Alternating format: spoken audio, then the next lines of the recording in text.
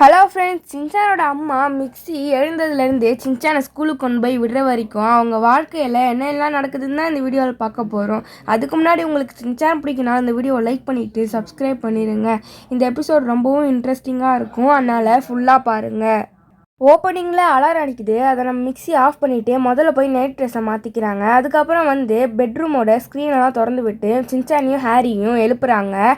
சின்சானையும் ஹாரியும் எழுப்பிட்டு கிச்சனில் பாத்திரம்லாம் அப்படியே இருக்கிறதுனால ஃபஸ்ட்டு சாப்பாடை செய்வோன்னு சுடு தண்ணி காய போட்டுட்டு அந்த பாத்திரம் எல்லாத்தையும் வச்சு விளக்குறாங்க. அதுக்கப்புறமா சாப்பாடு செய்கிறதுக்கு எல்லாத்தையும் எடுத்து வச்சுக்கிறாங்க. அப்போ நம்ம மிக்ஸி இங்கேருந்தே ஹாரிக்கு ஒரு குரல் விடுறாங்க, சீக்கிரம் கிளம்புங்கன்ட்டு. நம்ம ஹாரியும் கிளம்பி பிரேக்ஃபாஸ்ட்டுக்கு உட்காந்துடுறாரு. சீக்கிரமாக கிளம்புங்க, நான் ஆஃபீஸ்க்கு லேட் ஆகிடும்னு கத்திட்டு அவங்க போகிறாங்க. அடுத்து சின்சானை கூட்டிகிட்டு வந்துட்டு பாத்ரூமில் நிற்க வச்சு அவனுக்கு பல் விளக்கி விட்டு ஃபேஸ் வாஷ் பண்ணி விட்டுட்டு அவனுக்கு ஸ்கூல் யூனிஃபார்ம்லாம் மாட்டி விடுறாங்க. டின்னரை கூட்டிகிட்டு வந்துடுறாங்க. இதில் என்ன பியூட்டின்னா, நம்ம தலைமை இன்னும் தூக்கத்துலேருந்தே ஏஞ்சிக்கல. அப்போ நம்ம தலைமை பொறுமையாக சாப்பிட்டுட்டே இருக்கும் போது மிக்ஸி பெட்டு எல்லாத்தையும் எடுத்து வச்சுட்டு இருக்கிறாங்க. அந்த பெட்டு எல்லாத்தையும் எடுத்து வச்சுட்டு இருக்கும் போதே ஸ்கூல் பஸ்ஸும் வந்துடுது. எங்கே சின்சான் காணோன்னு பார்த்தா அவன் ட்ரௌசர் மட்டும் இருக்க, ஆளை காணோம். வழக்கம் போல் டவுன்லோட் பண்ணுறதுக்கு போயிட்டான். அவங்களும் எங்கே ஆளை காணோன்னு சொல்லிட்டு பஸ்ஸை கிளம்பிடுறாங்க.